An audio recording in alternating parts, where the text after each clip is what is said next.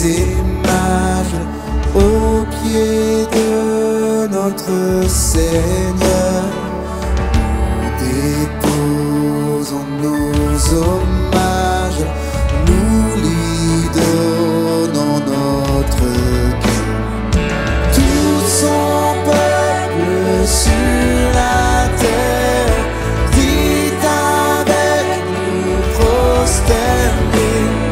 Jésus s'est fait notre frère, un sauveur nous est donné. Jésus s'est fait notre frère, un sauveur nous est donné. Jésus s'est fait notre frère, un sauveur nous est donné.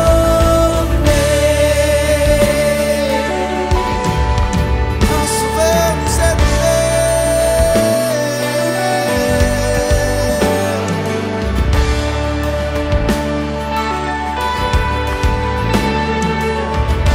Ensemble. Avec vous, bergers et mages, au pied de notre Seigneur, nous déposons nos hommages, nous lui donnons notre cœur. Tout son peuple sur la terre dit avec nous prosterner. Jésus s'est fait notre frère, un sauveur nous est donné. Jésus s'est fait notre frère, un sauveur nous est donné.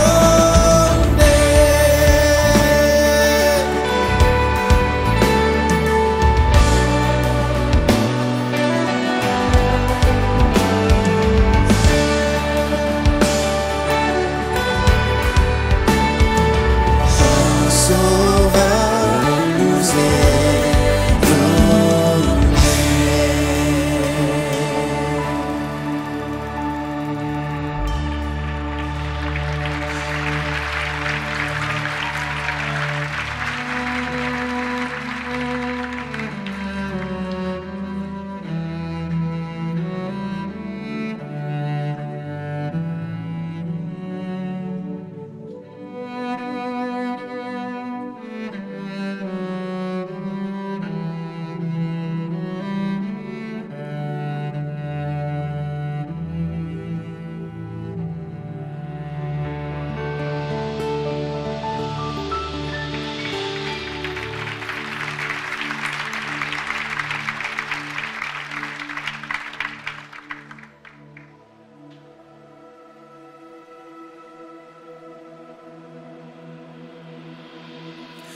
Aujourd'hui le roi des cieux, au milieu de la nuit, voulut naître chez nous de la Vierge Marie pour sauver l'humanité, l'arracher au péché, ramener au Seigneur ses enfants égarés.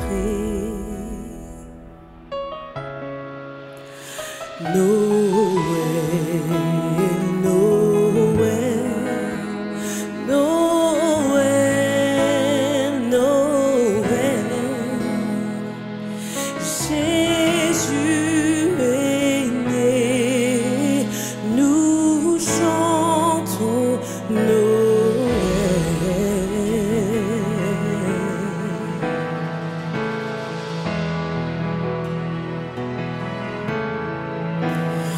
En ce lieu et maintenant, comme l'était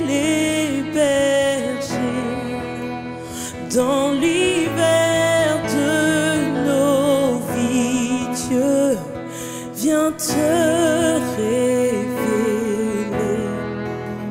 Je t'ouvre mon cœur pour te recevoir, que ton royaume vienne dans toute sa gloire. Noël, Noël, Noël.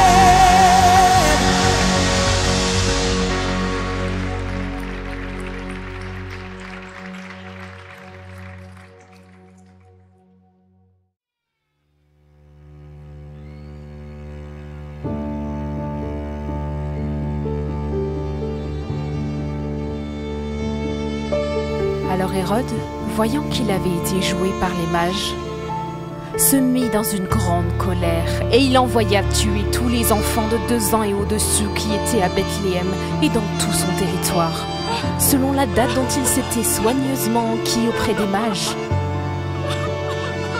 Alors s'accomplit ce qui avait été annoncé par Jérémie le prophète. On a entendu des cris à Rama, des pleurs et de grandes lamentations. Rachel pleure ses enfants et n'a pas voulu être consolée parce qu'ils ne sont plus.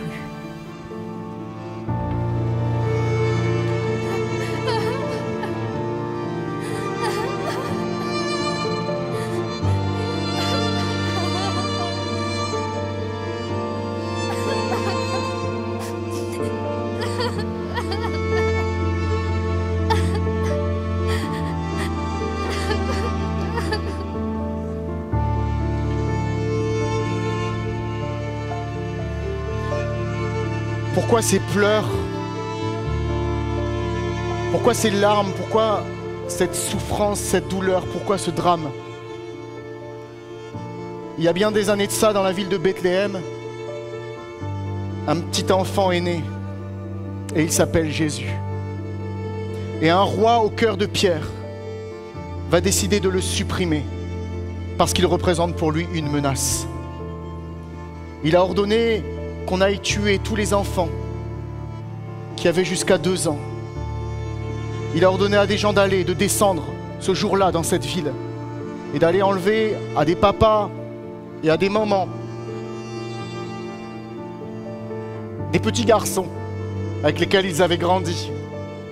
Ces mêmes petits garçons qui auraient été les amis de Jésus, qui auraient joué avec lui, qui auraient dansé, qui auraient ri, avec qui ils auraient passé du temps, ceux avec lesquels il aurait été dans les cours de récréation, ceux avec lesquels il aurait joué dans les rues de Bethléem.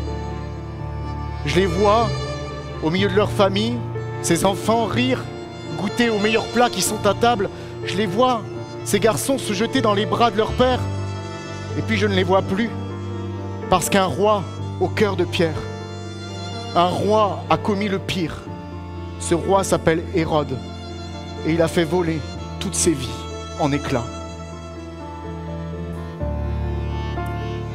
2000 ans après cette histoire que nous relate la Bible, le monde semble avoir bien changé.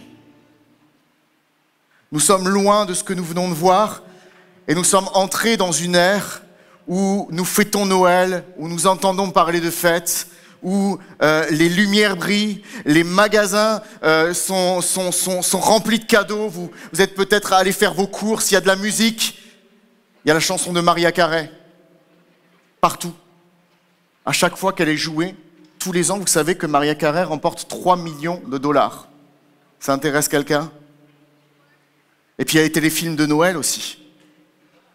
Ça, on connaît. On connaît le scénario, on sait comment ça commence, on sait ce qui va se passer et on sait comment ça finit. Mais pourtant, tous les ans, j'entends une effervescence. Alors que cet été, je me baladais dans la ville dans laquelle j'habite avec mon épouse, en plein été, soudain, on s'est retrouvés dans une rue, il y avait de la neige partout. Il y avait des canons à neige.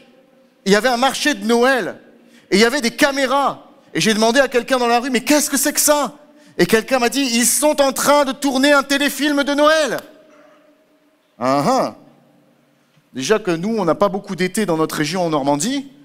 Si en plus ils nous ramènent la neige au mois de juillet, non, ça va plus.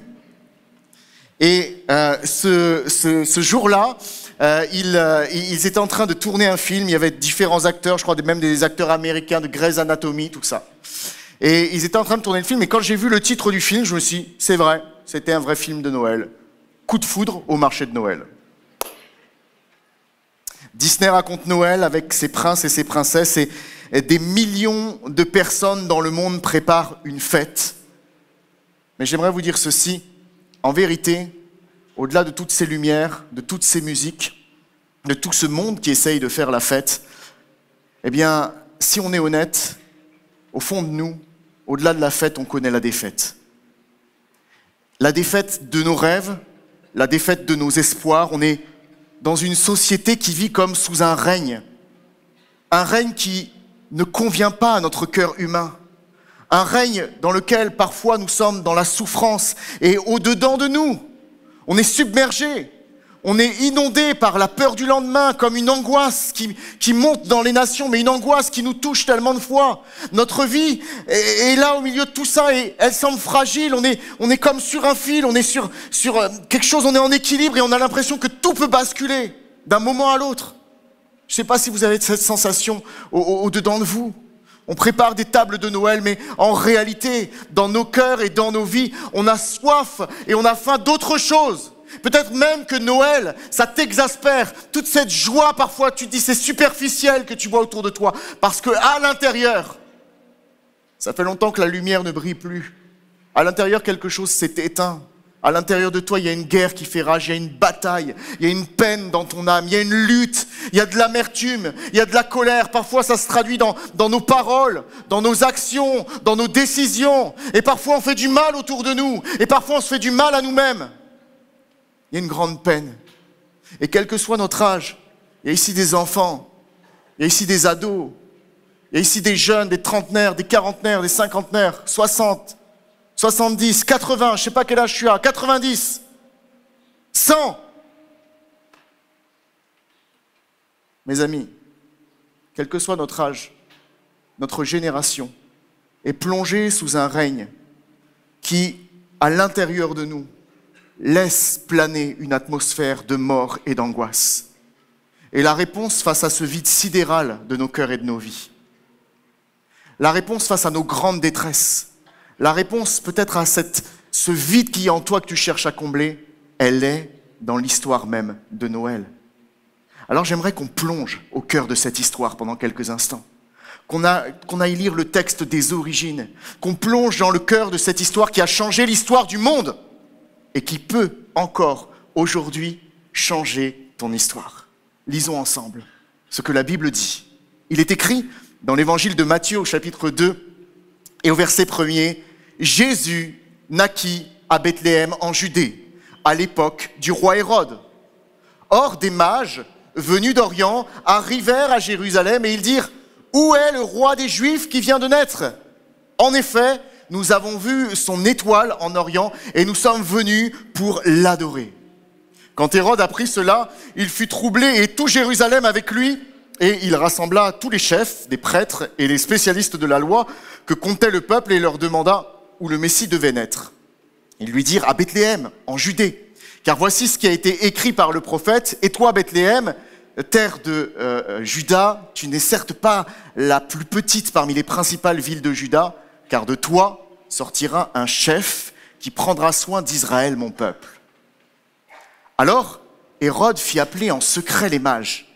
Il s'informa soigneusement auprès d'eux du moment où l'étoile était apparue. Puis, il les envoya à Bethléem en disant « Allez prendre des informations exactes sur le petit enfant. Et quand vous l'aurez trouvé, eh bien, faites-le moi savoir afin que j'aille moi aussi l'adorer. » Après avoir entendu le roi, ils partirent. L'étoile qu'ils avaient vue en Orient allait devant eux et jusqu'au moment où, arrivée au-dessus de l'endroit où était le petit enfant, elle s'arrêta. Et quand ils aperçurent l'étoile, ils furent remplis d'une très grande joie. Ils entrèrent dans la maison. Ils virent le petit enfant avec Marie, sa mère. Ils se prosternèrent et l'adorèrent. Et ensuite, ils ouvrirent leur trésor et lui offrirent en cadeau de l'or, de l'encens et de la myrrhe, puis, avertis dans un rêve de ne pas retourner vers Hérode, ils regagnèrent leur pays par un autre chemin. Amen. C'est ce que dit la parole de Dieu. Si tu veux connaître le sens de Noël, au-delà de tout ce que tu vois aujourd'hui, c'est important, comme si tu menais une enquête et une recherche pour ta vie, d'aller dans le texte original. Et ce texte original m'amène à poser cette question en ce Noël. Cette question, elle est fondamentale pour nos cœurs et pour nos vies. Cette question est la suivante. Qui est ton roi ? Qui règne sur toi ? Le roi, ce n'est pas seulement la pièce la plus importante au jeu d'échecs.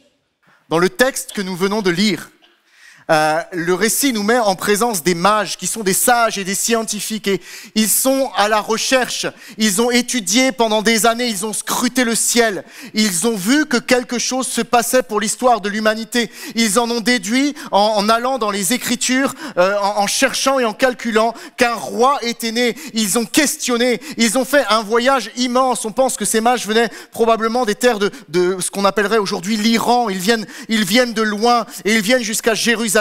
Et ils arrivent à Jérusalem et ils disent ceci, où est le roi ? Où est le roi des Juifs qui vient de naître ? Ils veulent combler un vide. Ils recherchent depuis longtemps. Ils sont sur le point d'aboutir. Ils sont tout proches de trouver. Je ne sais pas si vous avez cette sensation-là parfois dans vos vies. Vous sentez qu'il manque quelque chose et qu'il faut que vous cherchiez une solution.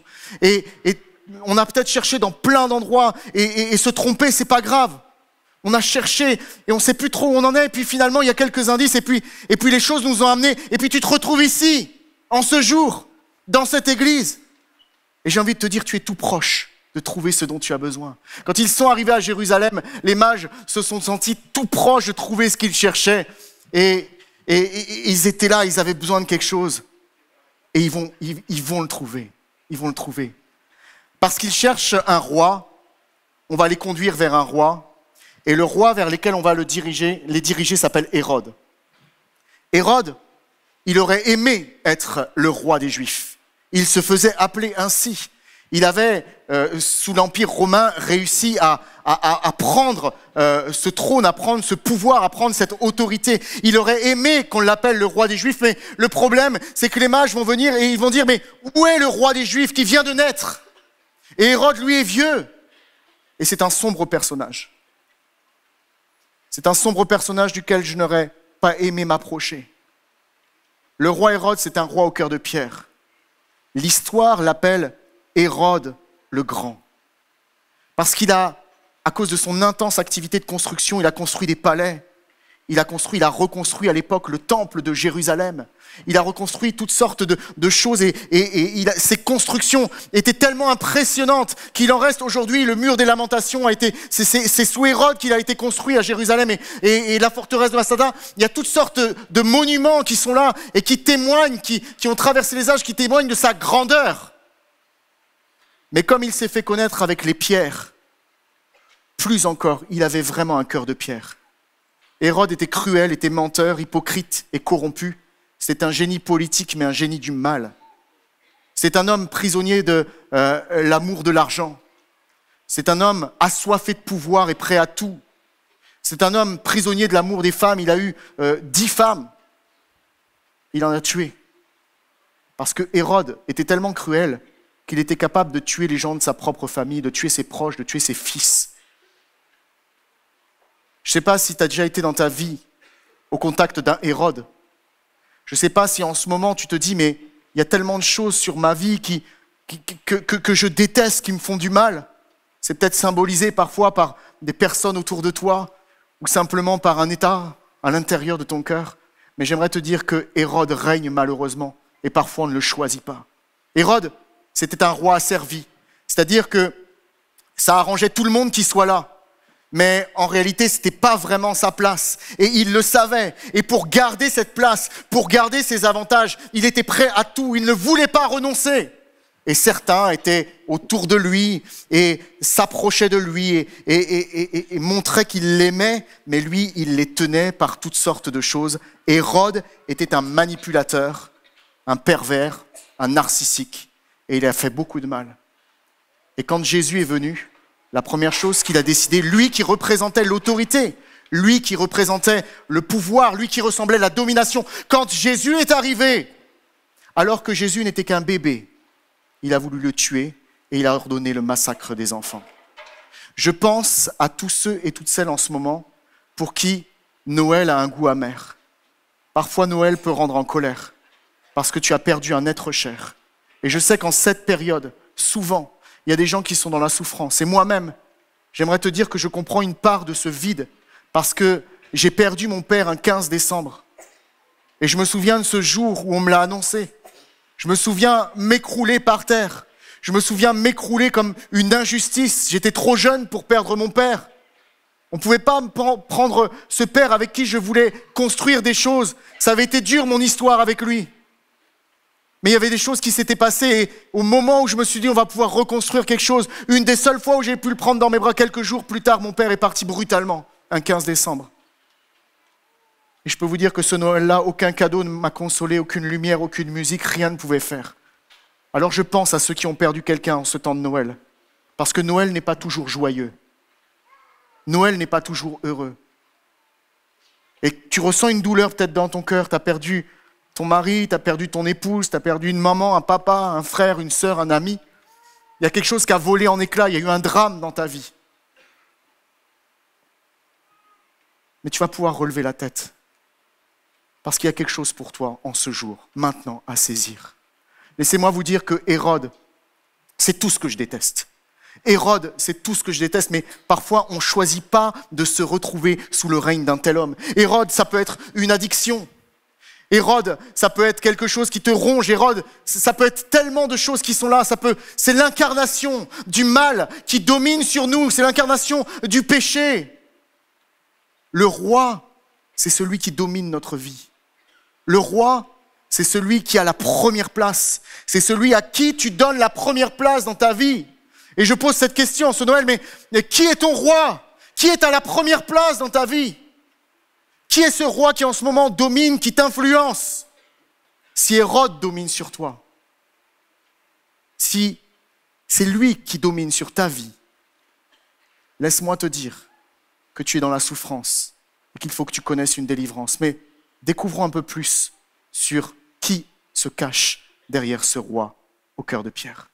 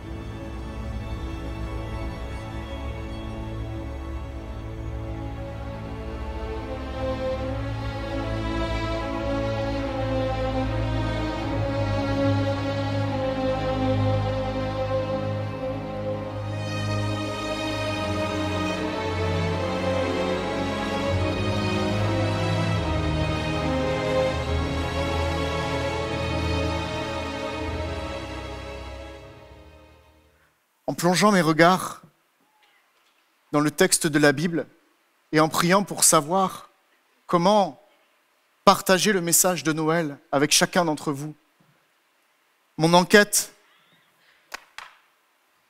m'a emmené à comprendre que Hérode, qui domine, c'est souvent moi.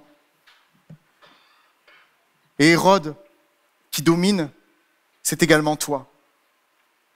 On est dominé par notre propre chair. On est dominé par notre orgueil. On met nos projets avant tout, notre carrière. On met notre sagesse, notre envie d'avoir toujours raison, d'être les meilleurs, de gagner, d'être le premier. Je suis mon propre roi. Tu es ton propre roi. Et tu penses pouvoir régner, mais quelque part, il y a d'autres puissances et d'autres autorités qui dominent sur toi et qui mènent ta vie. Hérode, ça peut être également ta souffrance. Pourquoi cette femme qui pleurait ses enfants se retrouve elle-même à l'origine de son drame? Quand on laisse quelque chose dominer notre vie, nous ne sommes plus des rois, mais nous sommes des esclaves. Ou alors, nous devenons des rois au cœur de pierre. Quelqu'un va dire, mais j'ai jamais ordonné le massacre d'enfants, moi. Je n'ai jamais séparé une mère de son fils. Je n'ai jamais provoqué la mort d'un fils pour son père. Moi, je n'ai pas fait ça. Je suis pas comme ça. Laissez-moi vous raconter pendant quelques instants cette histoire qui se déroule au début de notre siècle, qui nous parle d'un père qui aimait tendrement son fils et il passait du temps avec lui. Il prenait beaucoup de temps à parler avec lui et dès qu'il pouvait, ce papa proposait à son fils de venir avec lui sur le lieu où il travaillait à l'époque et ce fils venait avec joie et ce fils avait appris le travail de son père et un jour son père va lui dire « Écoute, aujourd'hui tu es disponible, viens avec moi mon fils » et ils partent ensemble à pied jusqu'au poste de travail où était ce père et sur la route ils échangent ensemble et ce père demande à son fils, il dit « Mon fils, qu'est-ce que tu veux faire toi plus tard ?» Et ce fils va lui dire « Mais papa, moi j'ai envie d'aider les autres, j'ai envie de faire du bien autour de moi, j'ai envie de faire quelque chose d'utile. » Effectivement, ce fils était attentif à la misère de ceux qu'il croisait dans la rue, aux douleurs des gens qui l'entouraient et toujours il essayait d'apporter quelque chose, un espoir.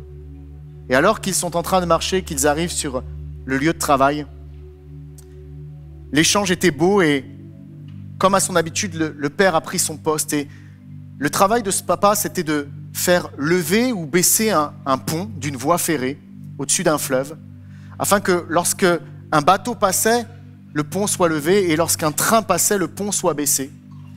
Et le fils avait appris tous les mécanismes de ce travail. Ils étaient là, c'était une journée comme les autres, et ce jour-là, un bateau est passé et le père a levé le pont. Et le fils, lui, pendant ce temps, pour s'occuper, était parti auprès de la rivière et il pêchait.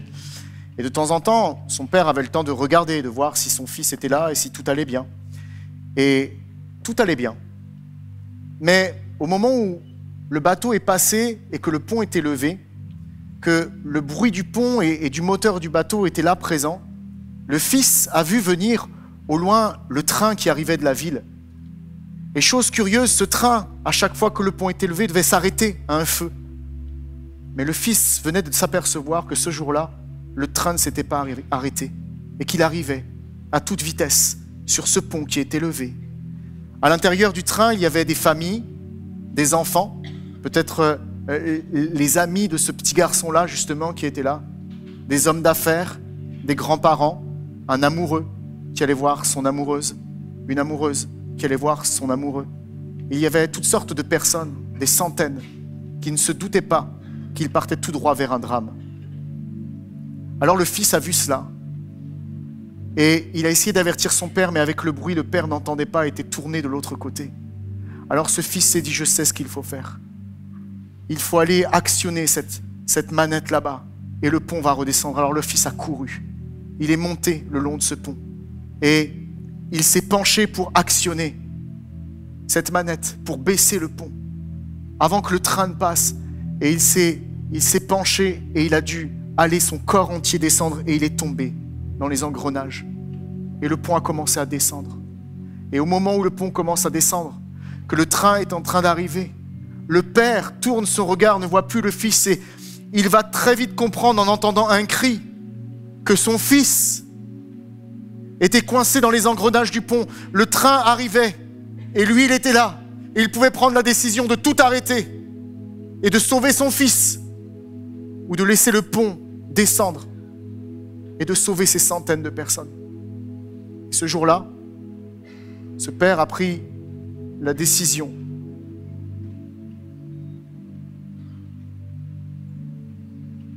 la plus incroyable, mais aussi la plus difficile qui soit. Il a laissé le pont descendre et le train est passé. Et tous ces gens sont passés devant ce père sans réaliser le sacrifice qu'il venait d'offrir pour que leur vie soit sauvée. Certains lisaient leurs journaux, d'autres pensaient à toutes sortes de choses. Et personne ce jour-là n'a tourné les regards vers le Père. J'aimerais vous dire quelque chose, chers amis.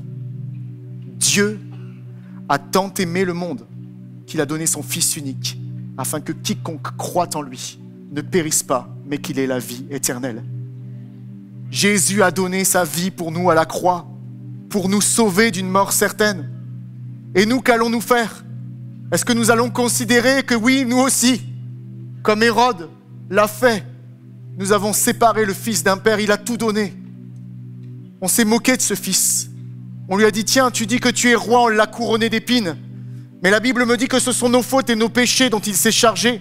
C'est nos douleurs qu'il a pris sur lui. Noël, c'est la venue de celui qui est venu pour nous donner la vie, pour régner.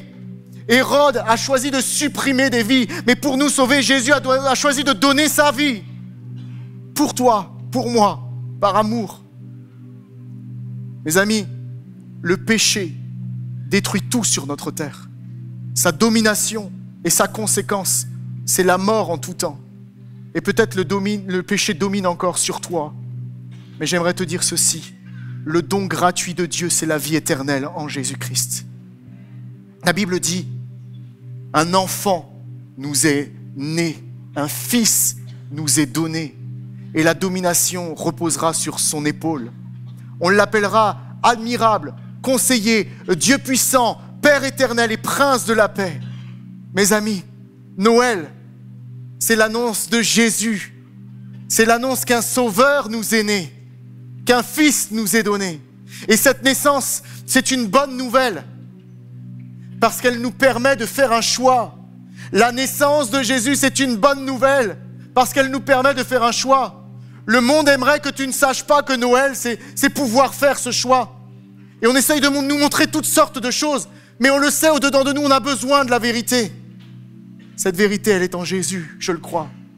Tu n'as qu'une vie, tu n'as qu'un trône, tu n'as qu'une couronne, et tu dois choisir à qui tu vas la donner. La société te dit, sois ton propre roi. Et en ce Noël, tu peux choisir un roi. Est-ce que tu vas laisser Hérode dominer sur ta vie? Est-ce que tu vas rester toi-même sur le trône de ta vie pour diriger toi-même ta vie? Ou est-ce que tu vas choisir de laisser la place à Jésus-Christ? Mes amis, il est temps de changer de roi. Tu es peut-être un jeune garçon ici, et puis tu es dans toutes sortes de trafics. Tu es peut-être tombé avec un dealer. Tu travailles pour lui, de l'argent facile. Mais j'aimerais te dire, change de roi. Accepte de perdre. Tu vas perdre la quicheta d'Hérode. Et tu vas gagner la liberté. Tu es une jeune fille et tu passes ton temps à vouloir plaire aux hommes dans des lieux dans lesquels tu ne devrais pas être. Et tu penses qu'ils t'aiment, mais ils te manipulent comme Hérode manipulait. Ils se servent de toi, ils ne t'aiment pas. Un seul t'aime vraiment. Jésus t'aime, vraiment. Il a donné sa vie pour toi. Des papas, des mamans ici qui ont besoin d'écouter la voix du Christ.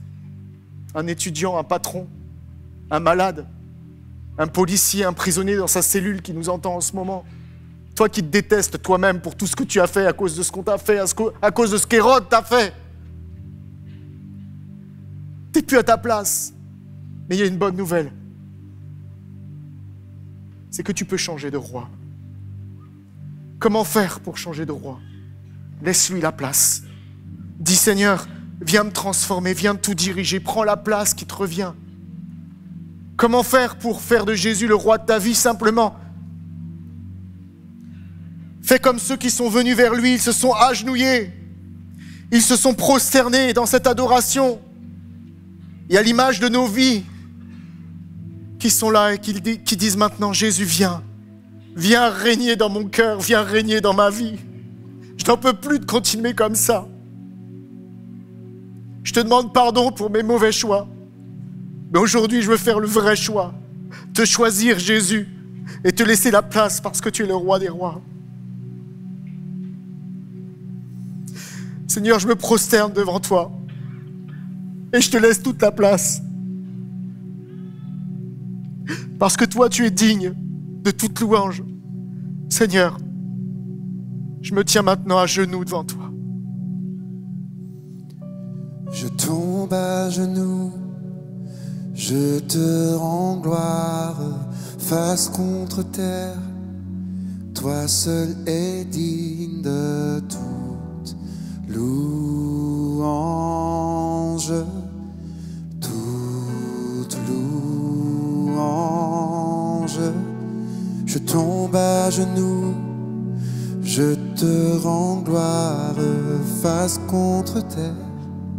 Toi seul es digne de toute louange, toute louange. Je tombe à genoux, je te rends gloire, face contre terre. Toi seul es digne de toute louange, toute louange.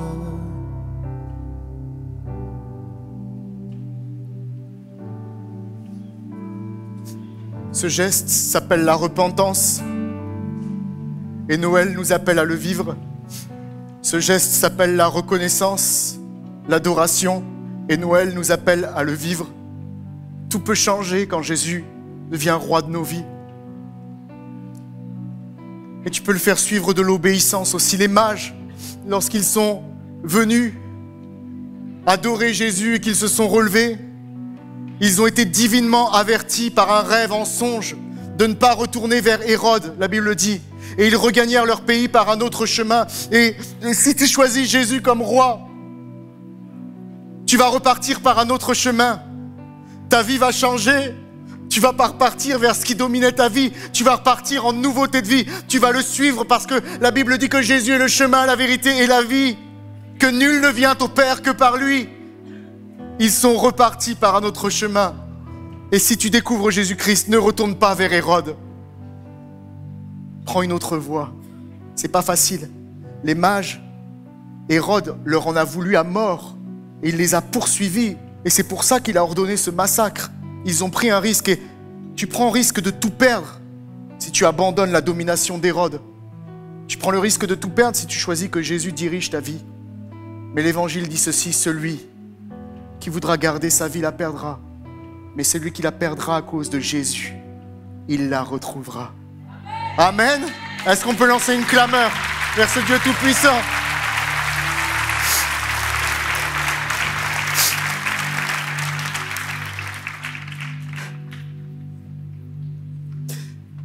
Je ne joue pas la comédie.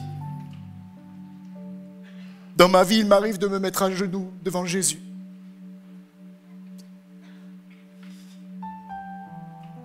Et je veux juste prendre un instant pour prier maintenant. Pour quelqu'un dans ce lieu ou qui nous regarde. Afin que tu puisses donner ton cœur à Dieu. Fais cette prière avec moi. Seigneur Jésus, je reconnais que tu es le sauveur du monde.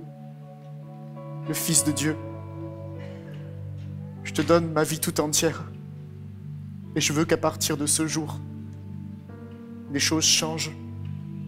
Et que tu sois le roi, le sauveur et le Seigneur de ma vie. Merci, mon Dieu, au nom du Père, du Fils et du Saint-Esprit. Amen.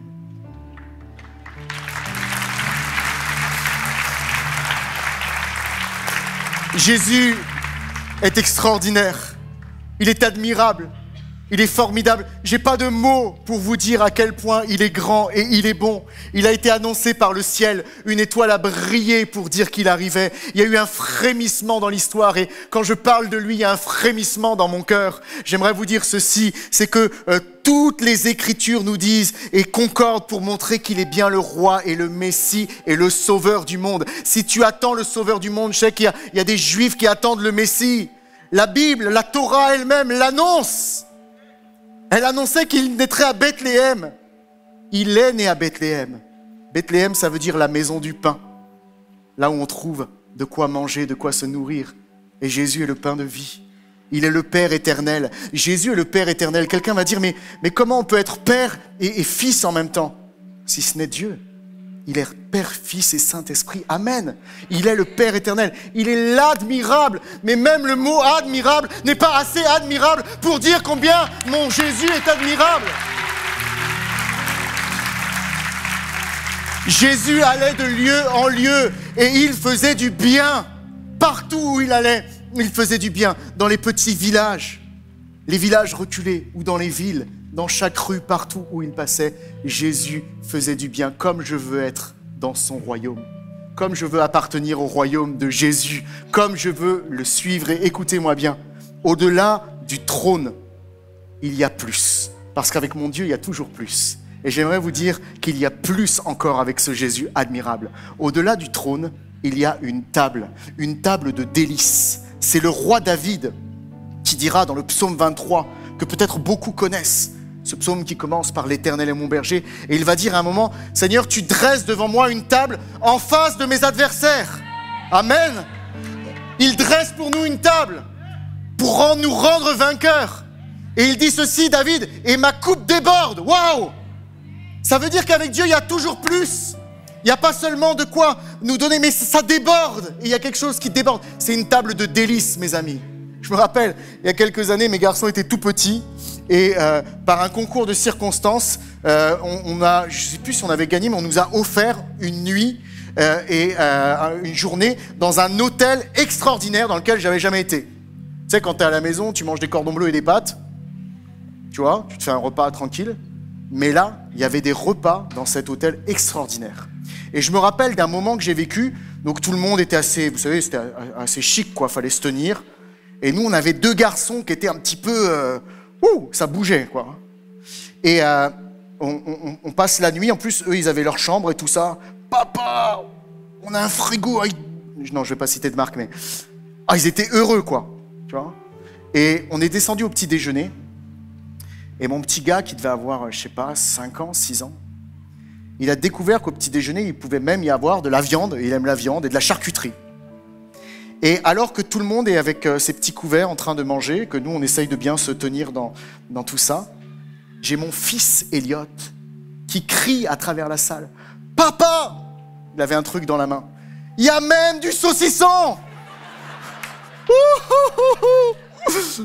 Mais là, moi, je suis, c'est pas moi, son papa. Mais si, je suis fier de toi, mon fils. On a rigolé. Mais laissez-moi vous dire qu'à la table du roi, il y a des choses extraordinaires pour nous. Regardez pendant quelques instants ce que nous allons voir et je reviens avec vous pour terminer ces moments. Vous savez, un jour, on m'a interrogé pour me dire quel serait pour vous le dîner idéal, les gens que vous rêverez de rencontrer. Allez, vous avez 3 ou 4 invités. Je dis, mais vous rigolez? J'en veux qu'un seul. Qui? Jésus. Parce que quand même, si c'est vrai, quelqu'un qui ressuscite, c'est pas banal. Oui. Et si c'est pas vrai, quelqu'un qui a eu 3 années d'existence publique et qui, 21 siècles après, parle encore à 4 milliards d'individus sur Terre, c'est pas banal non plus.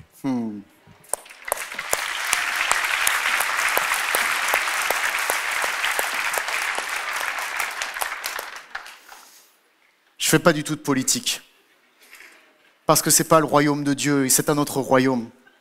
Mais simplement pour vous dire qu'un homme qui a été le président de notre pays, qui a eu l'occasion de manger avec les rois du monde, avec les présidents du monde, qui a eu l'occasion de manger avec les plus grands du monde, quand on lui a posé la question, mais si vous pouviez inviter quelques personnes, en plus il avait le choix d'en avoir plusieurs, si vous aviez le choix d'inviter quelques personnes, qui vous choisiriez?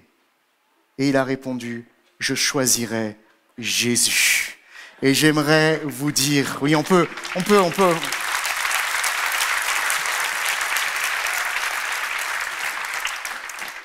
Choisir Jésus. Et j'aimerais te dire que Jésus aimerait avoir un temps avec toi, à table avec toi. La Bible dit ceci dans le livre de l'Apocalypse. Voici, je me tiens à la porte et je frappe. Si quelqu'un entend ma voix et ouvre la porte, j'entrerai chez lui et je souperai avec lui et lui avec moi. Parce que le rêve de Jésus, c'est de pouvoir avoir un tête-à-tête. Vous savez, Jésus ne demande pas d'être roi de nos vies pour se servir de nous. Jésus veut être le roi de nos vies parce que c'est lui qui peut nous donner le meilleur. Il est le créateur, il connaît tout de nous et il nous appelle à avoir des temps de qualité avec lui.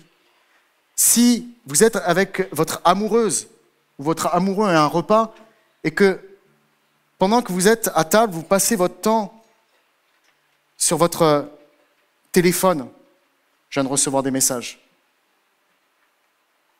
vous allez passer à côté de la personne qui est avec vous. Je trouve qu'être à table avec une personne, c'est pouvoir prendre le temps de discuter et de partager. Je parle à des familles, quand vous êtes à table en famille, éteignez la télé, posez les téléphones sur le côté et parlez-vous. Ça va faire du bien à votre famille. Mais plus encore, pour nos vies, Jésus nous invite réellement parce qu'il veut parler avec nous. Il veut nous enseigner, il veut nous conduire jusqu'à sa table et il veut nous donner ce qu'il y a de meilleur. Je crois qu'en Jésus, il y a quelque chose d'exceptionnel pour nos vies. Tu sais, si tu veux retrouver l'ordre, si tu veux que le vide au plus profond de toi soit comblé, si tu veux que la colère parte, écoute les conseils de Jésus et prends du temps avec lui. Être à table en tête-à-tête avec Jésus, c'est simplement le prier, tu peux le faire en marchant, c'est simplement lire sa parole, découvre ce que sa parole dit. Quelqu'un dit, mais moi j'entends pas Dieu me parler, mais va lire. Procure-toi une Bible et va à l'origine de ce texte. C'est pas seulement sur Instagram ou sur TikTok ou les prophètes de Facebook qui vont te dire qui est Jésus. Il y a tellement de choses qui circulent. Va voir, prie-le. Ça, tu sais, il y a seulement dans un cœur que personne ne peut interférer avec toi. Prends le temps d'un cœur à cœur avec Jésus. Développe ta relation personnelle avec lui. La Bible dit, celui qui aime la pureté du cœur et qui a la grâce sur ses lèvres, a le roi pour ami. Et c'est un ami qui peut manger avec toi. Amen. C'est un ami qui peut manger avec toi. Et je veux te dire ceci, avant de terminer. Le règne de Jésus va véritablement apporter en toi l'ordre intérieur dont tu as besoin. Est-ce qu'on peut prendre un temps pour dire à ce Jésus, Jésus, viens en cette journée toucher ma vie. Je prends la décision d'avoir du temps et de prendre du temps avec toi. Je ne te laisserai pas à la porte, mais je veux être à ta table. Amen.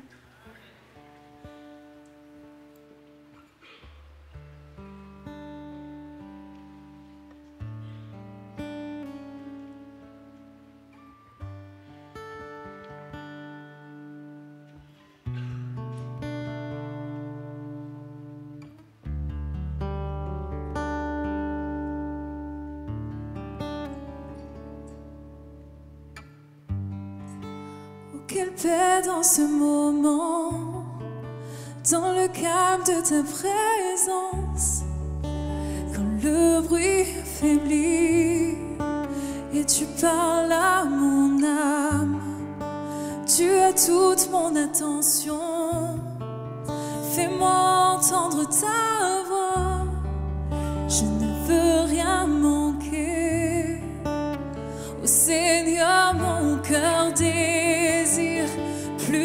toi, mon cœur recherche ta face, alors je cède à toi. Tout en moi est ému par ton amour, captivé par qui tu es. Conduis-moi à te connaître plus encore. Je veux m'approcher de toi, laisser mes peurs derrière moi. Seigneur, viens toucher ma vie à nouveau. Oh, oh, oh, oh,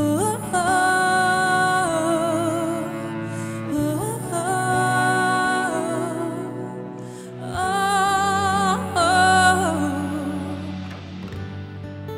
comme le soleil à l'aurore, comme la brise dans la nuit, ta paix me restaure, tu me donnes la vie. Il n'y a aucune hésitation dans ton amour, ton affection, rien n'est comparable.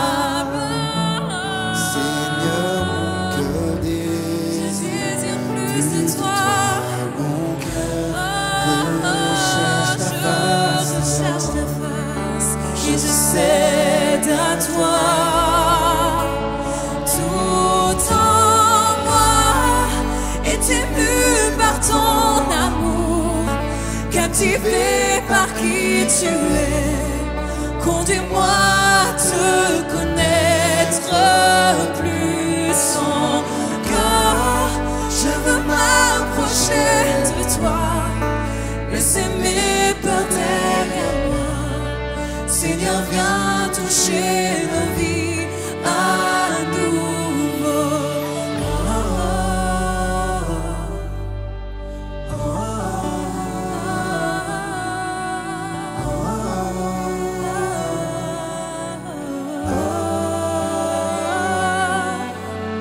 oh, Jésus, Jésus, Jésus, Jésus, Jésus, Jésus.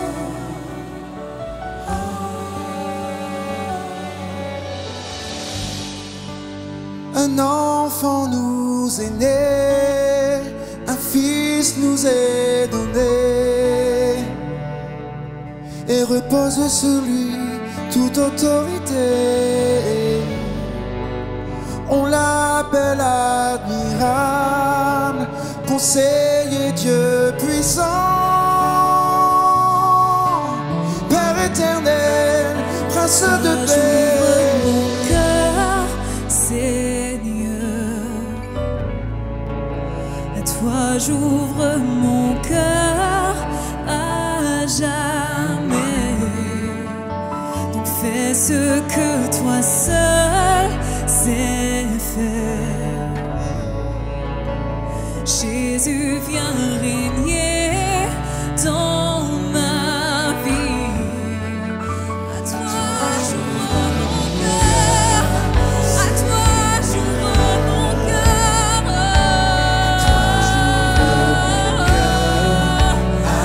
Toi seul est digne de ma confiance.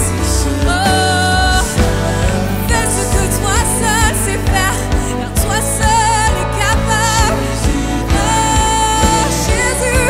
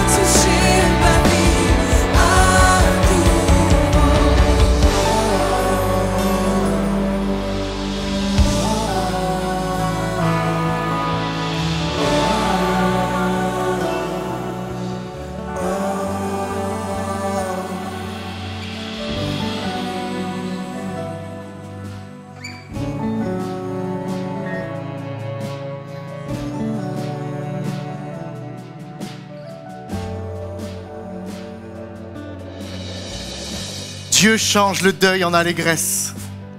Dieu change le mal en bien. Prends ces temps à sa table, de tête à tête avec lui. Il te donnera tout ce dont tu as besoin pour restaurer, reconstruire et régner dans la vie. Il y a quelques années de cela, j'avais un rêve. C'était celui de partager dans le village où j'habite la bonne nouvelle de Jésus-Christ.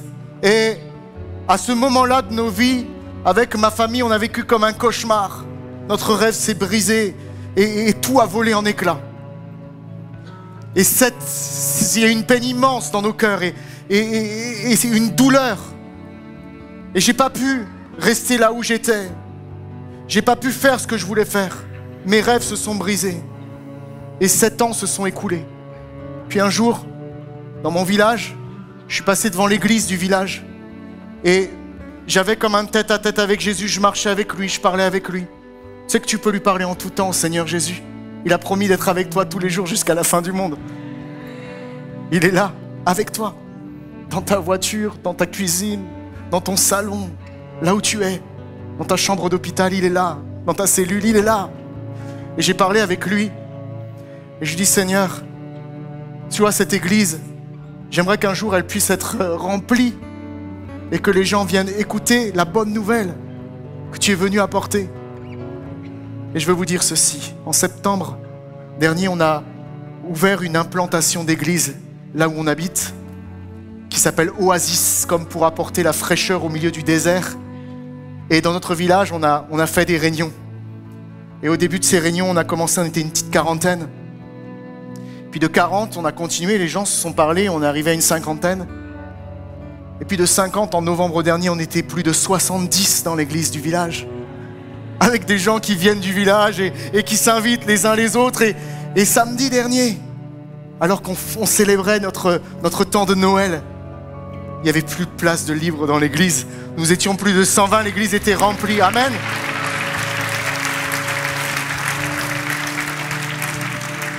Il y a eu des pleurs, il y a eu des drames, il y a eu des douleurs. Il y a eu une prière et il y a la victoire de Jésus. Et cette victoire, elle naît dans l'adoration. J'ai pas de mots, mais quand j'ai pas de mots, je me tourne vers mon ami Pascal. J'aime chanter, j'aime louer et j'aimerais qu'on prenne maintenant un temps comme jamais pour bénir et célébrer et adorer par nos chants celui qui est digne de recevoir toute louange, Jésus, au milieu de nous.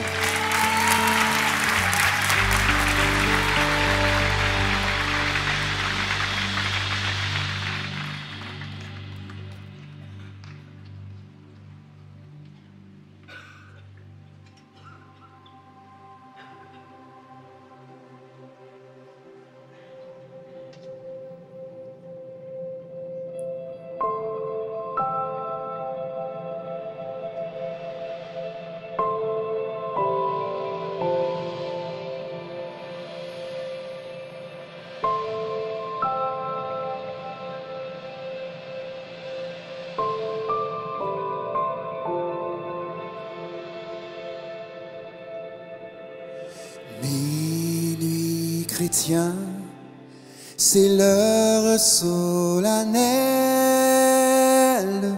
où l'homme Dieu descendit jusqu'à nous pour effacer la tâche originelle et de son Père arrêter le courroux. Le monde entier tressaille d'espérance en cette nuit qui lui donne un sauveur. Peuple à genoux, attends ta délivrance. Noël, Noël, voici le Rédempteur.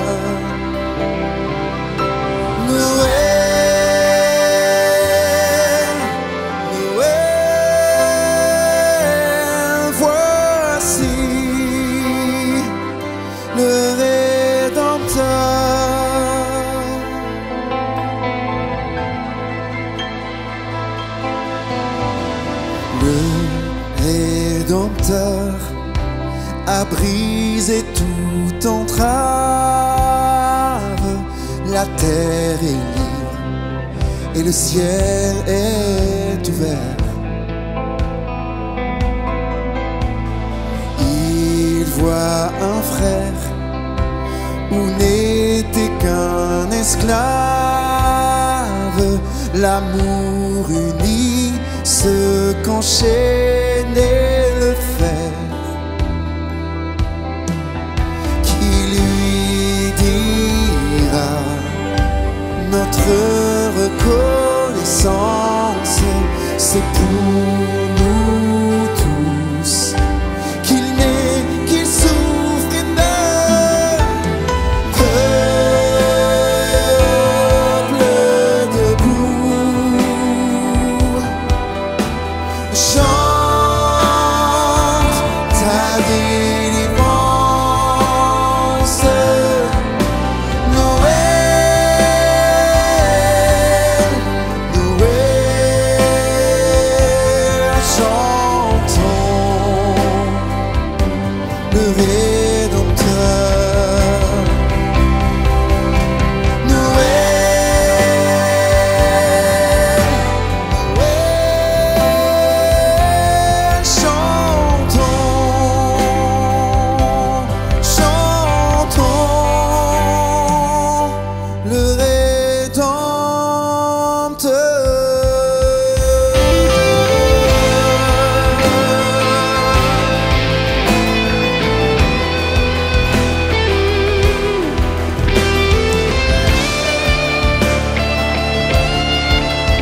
Alors ensemble l'église, Noël, Noël, Noël, chantons le Rédempteur. Noël, Noël, chantons, chantons. Jésus, le seul nom, Jésus, Jésus, avec la chorale ensemble. Jésus, Jésus, Jésus, Jésus,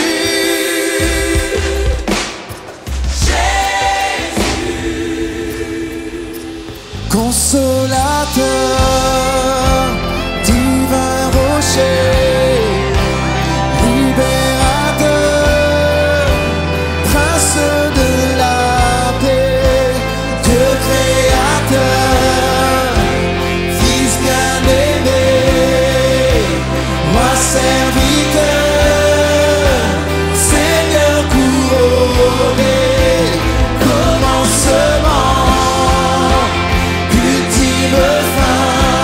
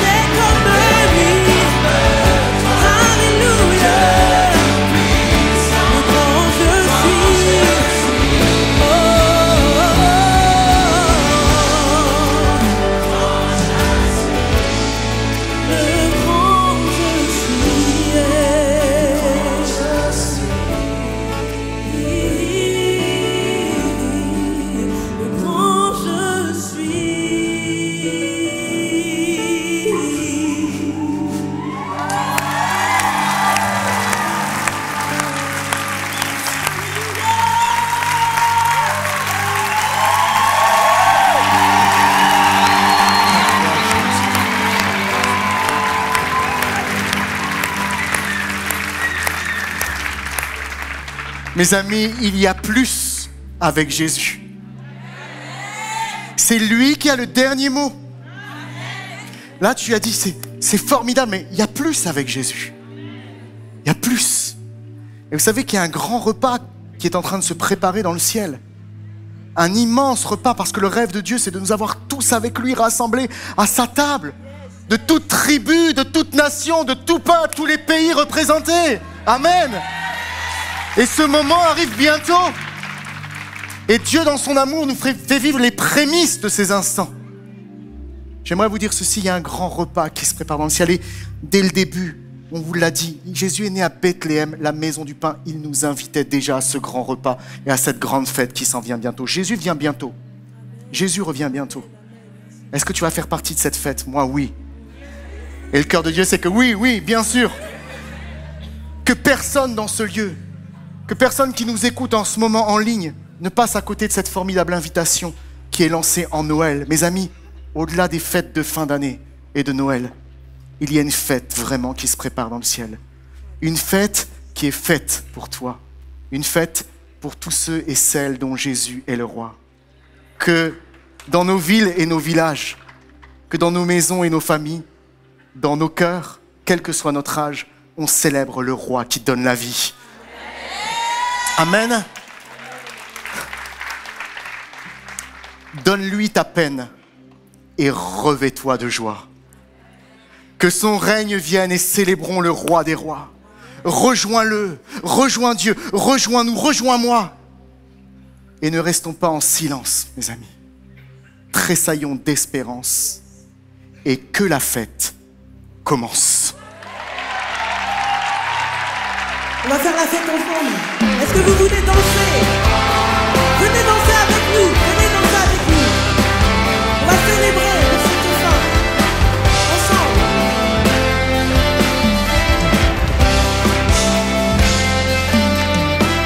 Joie dans le monde, Jésus est né. Voici le roi des rois.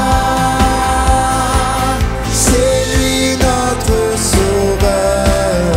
Ouvrez-lui votre cœur.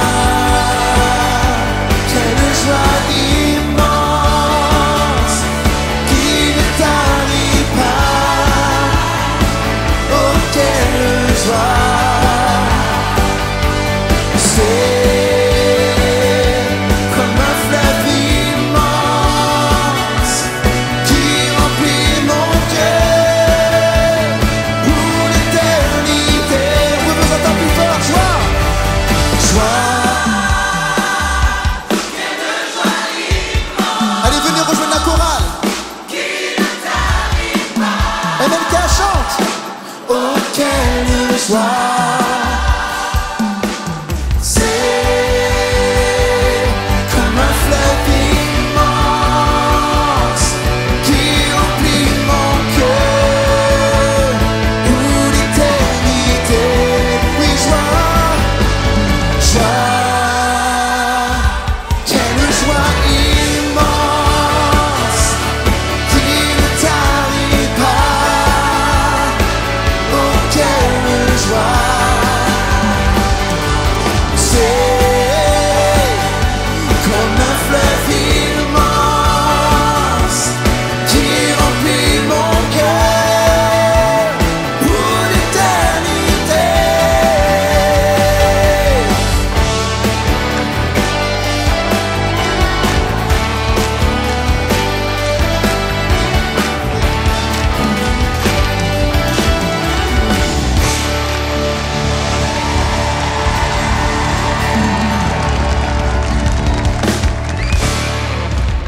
Ce n'est pas fini.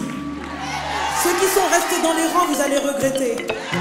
Attention, on va danser maintenant là, c'est maintenant. Alléluia. Pour Jésus. Eh, Jésus est bon. Jésus est bon. Eh, Jésus est bon. Jésus est bon. Jésus est bon. Jésus est bon. Jésus est bon. Jésus est bon. Loué, loué, loué. Loué, Jésus, loué. Loué, loué, loué. Loué, Jésus, loué. Loué, loué, loué. Loué, loué, loué. Loué, loué, loué. Loué, loué, loué. Loué, loué, loué. Loué, Jésus, loué. Loué, loué, loué. Loué, Jésus, loué. Loué, loué, loué. Loué, Jésus, loué. Loué, loué, loué. Ok, on va danser. Vous êtes prêts? Stanley, montre-nous ce qu'on fait, s'il te plaît. S'il te plaît. On va faire le meilleur pas pour Jésus, là.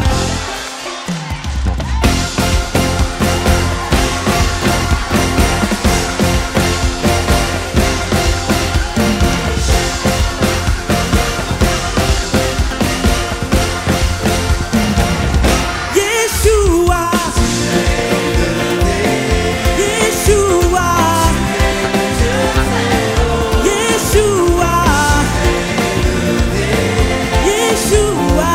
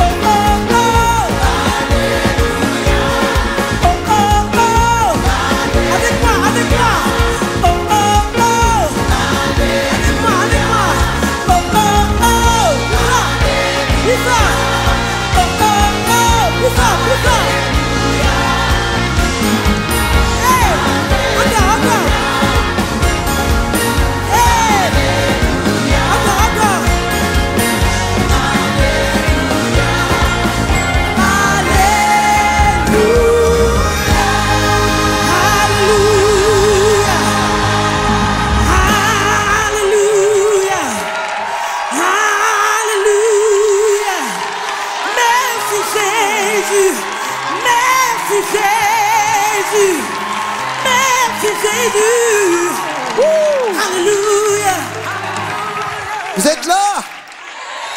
C'est la fête de Noël, les amis. La fête de l'amour, la fête de l'espoir.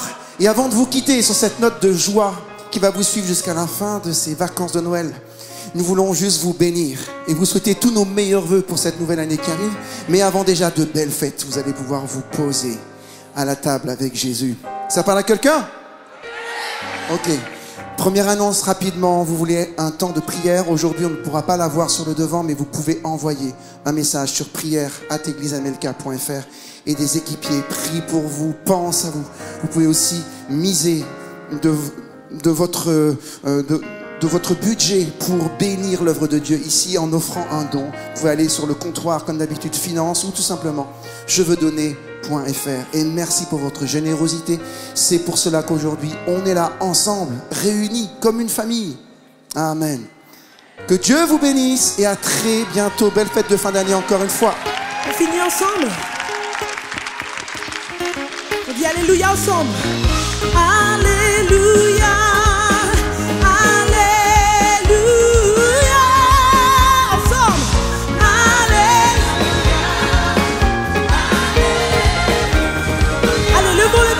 Disons alléluia, alléluia, gloire à Dieu. Alléluia, alléluia, oh oh oh, avec moi, oh oh oh, allez à vous, allez plus fort, oh oh.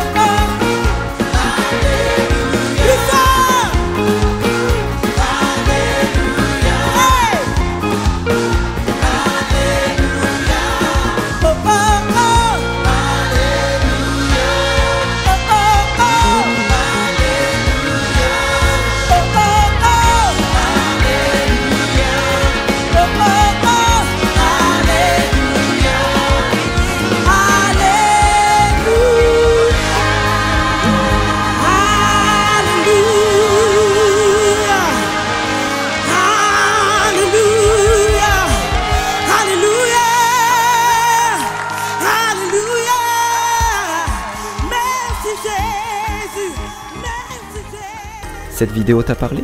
Clique sur j'aime. N'oublie pas également de t'abonner et de déclencher les notifications. Si cette vidéo t'a touché, elle peut aussi faire du bien à ceux qui t'entourent. Prends 5 minutes pour la partager à un proche ou à un ami qui en aurait besoin.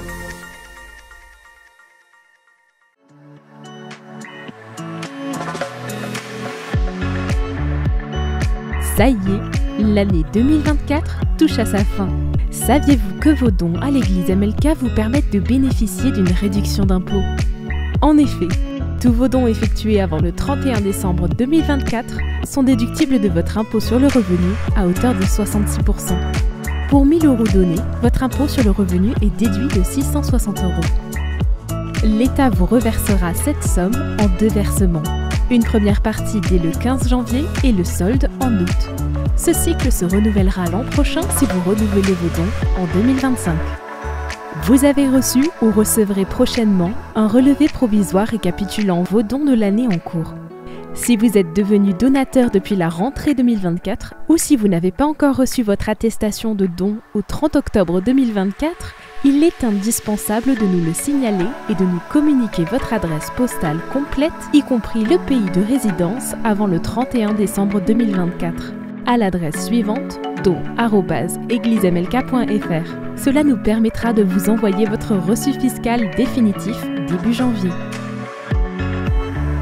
L'Église MLK est une association cultuelle reconnue par l'État.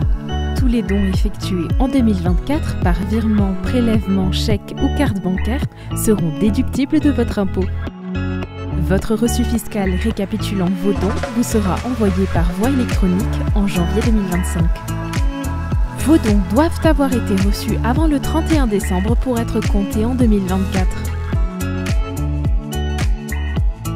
Votre soutien financier est déterminant pour l'Église MLK. Grâce à vous, le message de l'Évangile continue de se diffuser et de transformer des vies. Ensemble, nous portons cette mission d'être aimés pour aimer mieux et aimer plus notre Dieu et notre prochain. Pour toute question, N'hésitez pas à contacter le service comptabilité à l'adresse don@eglismlk.fr.